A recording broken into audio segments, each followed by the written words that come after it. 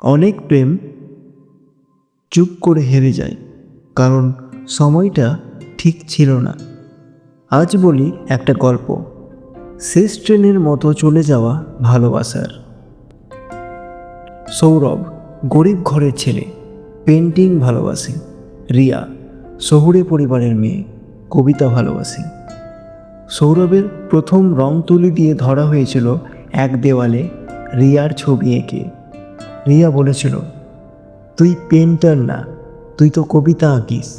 সেই থেকে বন্ধুত্ব, তারপর প্রেম। কিন্তু তো সমাজ তো প্রেম মানে না, আয় দেখে, পরিচয় দেখে। রিয়ার বাবা কান্না শুনে বলেছিল, ও ছেলে তোমার স্ট্যান্ডার্ডের নয়। আর সৌরভ, সে রিয়ার একটাও ফোন ধরেনি সেদিন। একটা চিঠি লিখেছিল শুধু, তোকে কষ্টে রাখতে চায় না, তাই নিজেকে সরিয়ে রাখলাম। 5 বছর পর রিয়া এখন কবি, সৌরভ এখন আঁকাই পুরস্কার পায়।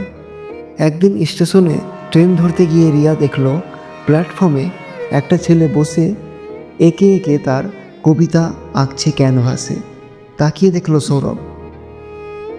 তারা দুজন একসাথে হাঁটল না, কথা বলল না, শুধু রিয়া বলল, এই ছবিটা আমায় দেবে?